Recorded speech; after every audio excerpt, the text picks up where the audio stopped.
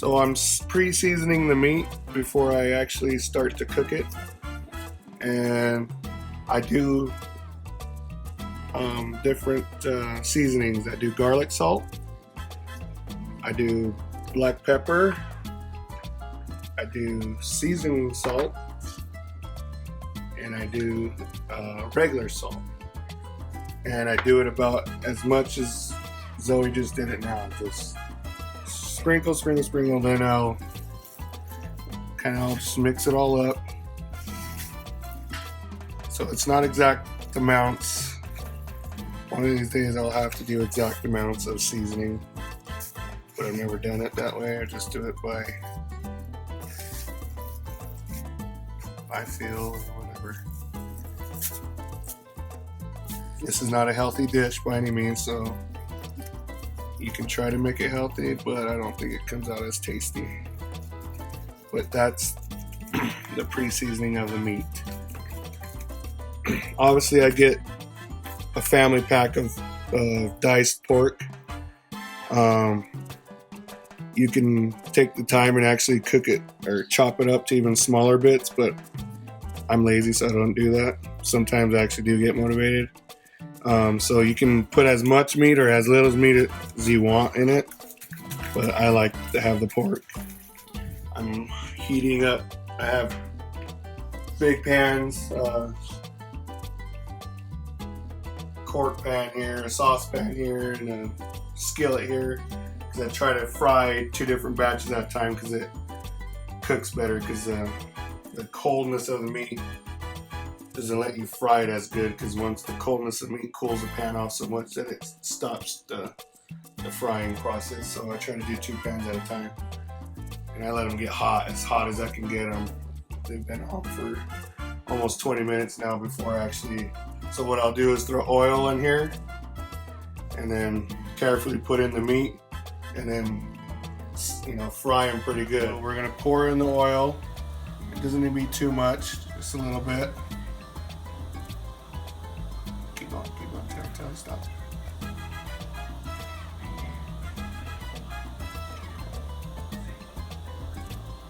Just kind of need it to cover the bottom of the skillet. That way when you throw in the pork, it doesn't stick to the bottom there. So we should be good there. You're gonna get a lot of smoking. I've had it, okay, this one here. I've had these burning for about 25 minutes, so it's gonna be nice and hot.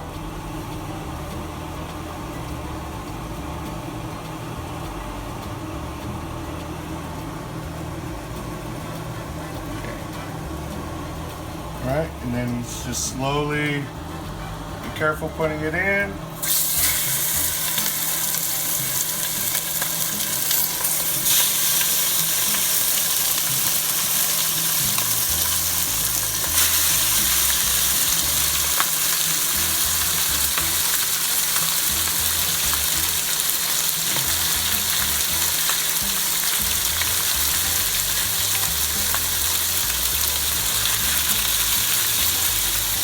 Now we're going to brown the meat. Just stir it around, get it all leveled out.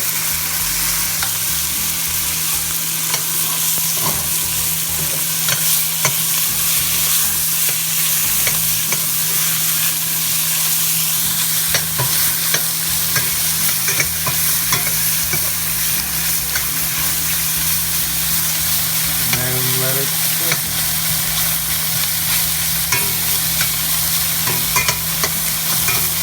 Now I'll wind up using this pot here as the main pot to cook the thing.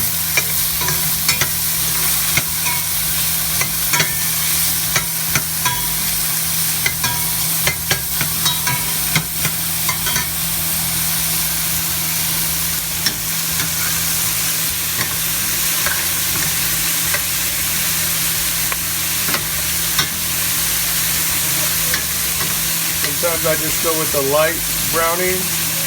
So once all the pink is gone, I'll just start cooking the chili from that point. Other times I'll let it get all brown, really browned out. Just different flavor.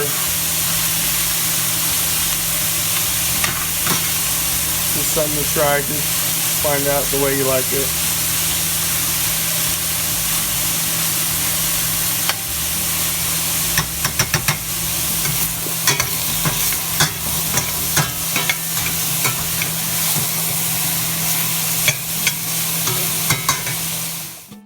Okay, I'm going to use a yellow onion for this batch. It's perfectly fine to use a white onion if you want. I switch it up.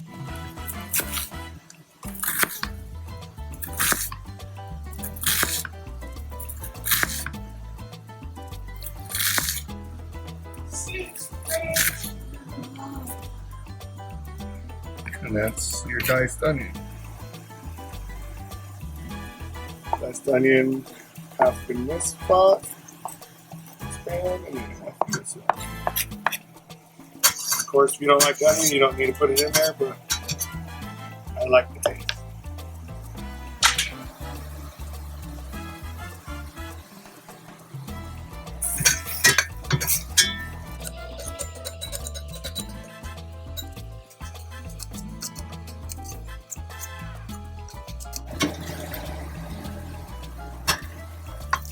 Okay, so I've been frying this pork for about 15 minutes, getting it brown enough for my desire.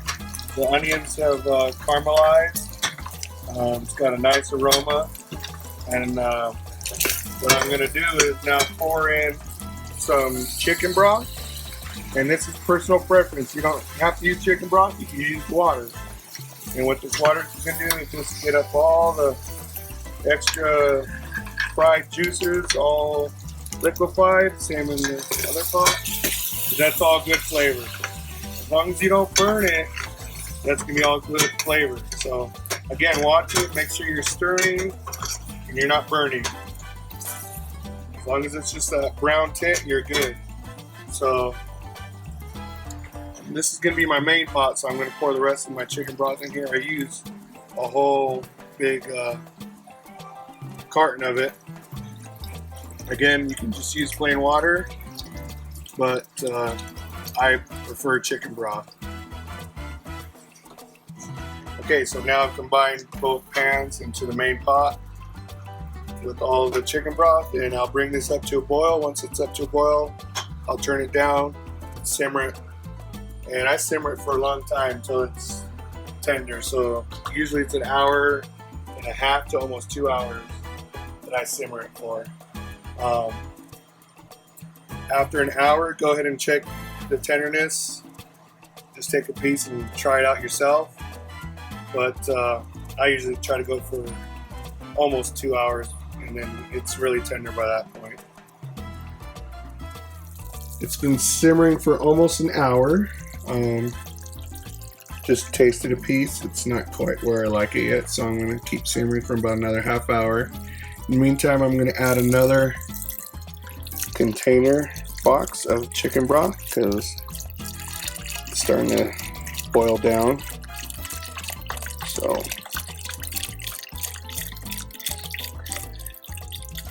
again, you can use water. Most people do. I like to use chicken broth. And then at this time, I'm also going to add about a 1/4 teaspoon of garlic powder. Maybe a little more. But a 1/4 teaspoon equals about a clove of garlic. And just stir it. And continue to simmer for about another half hour to an hour, until you get it to the tenderness that you like. Okay, so in the process of chopping up the chilies, just the method I use to do it, I kind of fillet them open up and I just scrape the seeds out. Just gently scrape the seeds out, and then try to get most of it, but not all. You don't need to get all the skin off. These are roasted chilies, so if you don't have roasted chilies, you gotta get them roasted or broil them in the oven, and that will act as a roasting. But this is basically what I do to chop them all up. I'll just fillet them all open. Gently take out the seeds. I kind of like to have the veins in there because that gives it the heat too, because I like to have heat in my chili. And doesn't need to be perfect, doesn't need all the seeds, but kind of just stack them as I go. And then I eventually, what I'll do is just go like that. And then cut it crossways like that, boom, boom, boom. And that's a good enough chop to add into my green chili. Okay, now I'm going to add the chili straight to the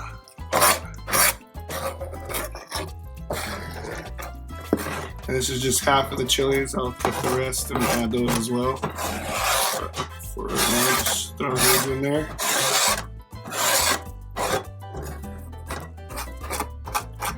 I like all the juice, gives it the flavor there.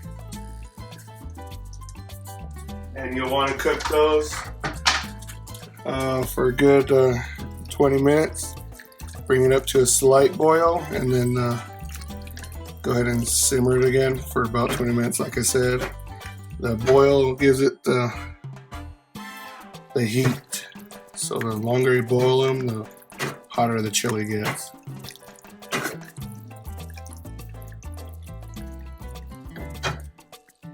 Okay, the chili's been simmering for about 20 minutes. Should be good to go for some people. You can stop here, season it, take a taste test and season it up, and you could eat it from now on, from right here. For others, we like to thicken it up, so we'll add a roux to it. What this is a 1/3 cup flour with about a 1/2 cup or less of cold water. And I have this blender cup that works really well and blends it all up real nice. You want to get it up to boiling before you add the roux in there, and stir it slowly as you pour it in. You stir it, and it will thicken up the chili. For my batch, though, I'm going to add tomato first. So before I thicken it up, I'm going to add the tomato. Okay, now I'm going to take some whole peel tomatoes, a can. Sometimes I use the canned version, whole peel tomatoes, or sometimes I put in a tomato or two of diced fresh tomatoes. For this batch, I'm doing whole peel tomatoes. Again, it's personal preference. To me, I'm just doing a little bit easier today, and it tastes good for me. So I'm going to do that. Okay, I've drained most of the tomato juice out of that can, and it's mostly just the whole tomatoes in there. Low setting, and I'll go to chop. Just a quick little deal, just like that, and that should be enough. And now I'll pour it into the chili. And for some people, this is blasphemy, but here in Colorado, this is the way we make it, and this is the preferred method here. So here I go, just stir in the tomato and let that cook. I'll let that cook another 10 minutes. Just let all the flavors combine, and then I'll thicken up the chili from there. But that is looking delicious. Before I actually do thicken it up,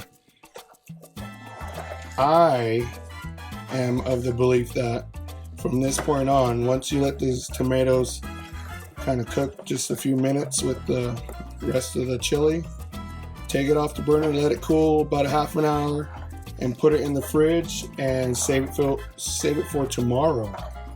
Because a whole night in that fridge, just everything, all the flavors just combine, and that chili the next day is so much better. That's just my experience with it. Don't have any scientific reasoning for it, but I know a few people actually do it that way. You're gonna cook green chili and you know ahead of time that you might be having a dinner or something, cook it the day before. Come up to this point, shut off the heat, let it sit for about a half an hour to an hour, put it in the fridge, let it sit overnight, and then when you're ready for dinner time, it's pretty much an easy venture from there. You'll bring it obviously back up to temperature, get it to a boiling point, and then add your roux to thicken it up if you so desire. Some people just like it like this, I like to add potatoes, fried potatoes to it every now and then. That's also very good. I like it all kinds of different ways. Again, it's all personal preference. Something you get to play with. Add different seasonings. There's a bunch of ways you could do this. This is just a general instruction on how to make some good green chili. Okay, I'm going to pour in my flour and water mixture, or roux, however you want to call it. And this is to thicken up the chili. So, again, make sure you bring it up to boil and just stir slowly in there. And you can already tell that it starts to thicken it up. Some people don't like it this way, gravy style, or however you want to call it, but I think it works great for smothered burritos. Not so watery, but if you're just going to eat chili out of a bowl, then you don't want to add thickener to it. But you can also use cornstarch instead of flour, but I always use, I'm just used to using flour. But you can tell already that it's thickened up pretty good, and everything's kind of suspended in its place now, so it's not just kind of freewheeling all over the place. But I'll finish by pouring it in there, get it nice and thick, just because I think we're going to make burritos, smothered burritos out of this.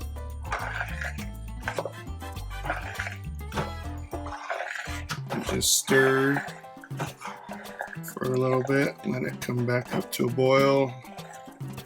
Get as thick as you can try to get it, and then from that point you're done. Again, just taste it again. Make sure you don't put too much flour when you make this roux. Only about a third cup, maybe a little more than a third cup of flour, because then you'll get like a flour taste to it. So it's just about a little more than a third of a cup, and then about, I would say, a quarter of a cup to half a cup of cold water. Mix it up really good. You don't want that roux to be really watery. You want it to be kind of thick, so you kind of just judge it. If you have a bowl and a whisk, it's easier to judge it that way, but I use this, like I said, I use this most of the time.